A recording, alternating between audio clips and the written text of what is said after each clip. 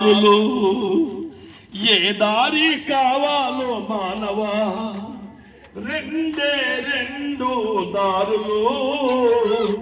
ఏ దారి కావాలో మానవా, ఒకటి పరలోకం మరి ఒకటి పాతాళం.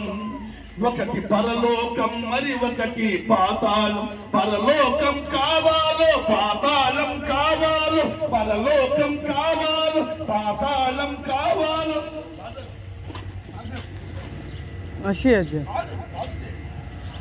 పరలోకం కావాలో పాతాళం కావాలో తెలుసుకో మానవా, తెలుసుకో మానవా. రెండే రెండు దారులు. ఏ దారి కావాలో మానవా, రెండే రెండు దారులు. ఏ దారి కావాలో మానవా, ఒకటి పరలోకం మరి ఒకటి పాతాళం. ఒకటి పరలోకం మరి ఒకటి పాతాళం. పరలోకం కావాలో పాతాళం కావాలో, పరలోకం కావాలో పాతాళం కావాలో తెలుసుకో మానవా, తెలుసుకో మానవా. పరలోకం గొప్ప వెలుగులో ఉన్నది పరిశుద్ధుల కోసం. పరలోకం గొప్ప వెలుగులో ఉన్నది పరిశుద్ధుల కోసం. రాత్రి ఉండదు, చీకటి ఉండదు, సూర్యుడుండడు, చంద్రుడుండడు.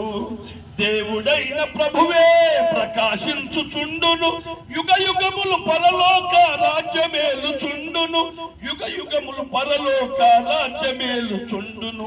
యేసు ప్రభుని నమ్ముకో, పరలోకం చేరుకో.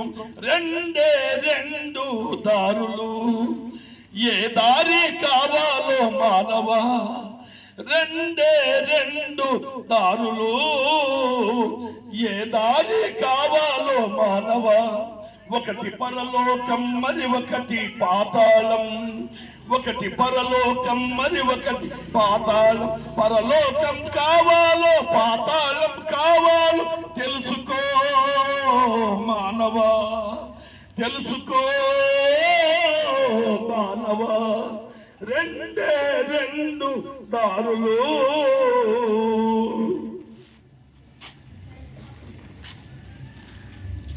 సోదరి సోదరులారా,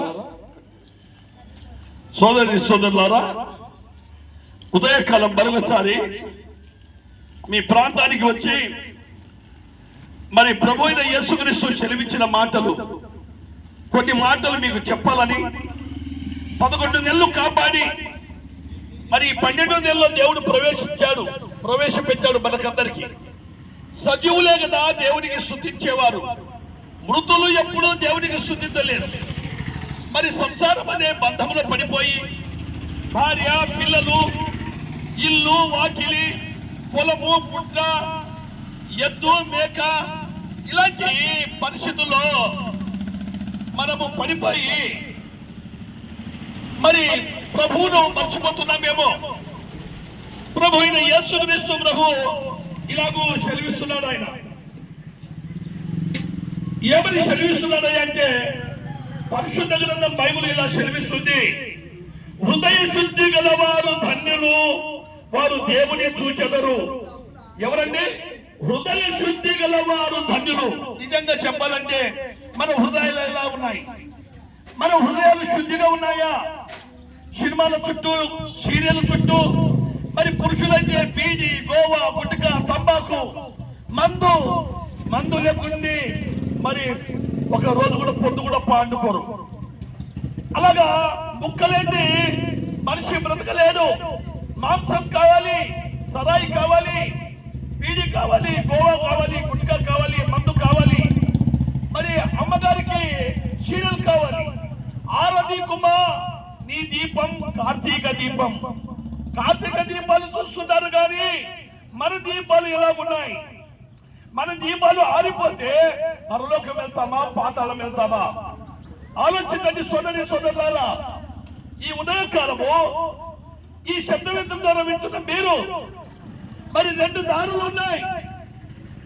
ఏ దారితో పోతే మనము పరలోక రాజ్యం వెళ్తాం, ఏ దారిలో పోతే మన జీవితాలు వెలుగుమయంలో ఉంటాయి. యేసుక్రీస్తు ప్రభువు వచ్చి ఇరుకు ద్వారములో ప్రవేశించుడి, విశాలమైన దారిలో మీరు వెళ్ళకండి. మొన్న పుష్ప 2 వచ్చిందంట. తొక్కిసలాటలో ఒక అబ్బాయి చచ్చిపోయాడు. ఒక కుటుంబానికి తొక్కి పారేశారు. చూశారా శిలువ ప్రభావం ఎలా ఉంటుందో? కుటుంబాలు కూలిపోతున్నాయి. వాళ్లకు డబ్బు, ఈ ప్రజలు సంపాదించుకున్న డబ్బులన్నీ ఖర్చు పెట్టుకుంటున్నారు.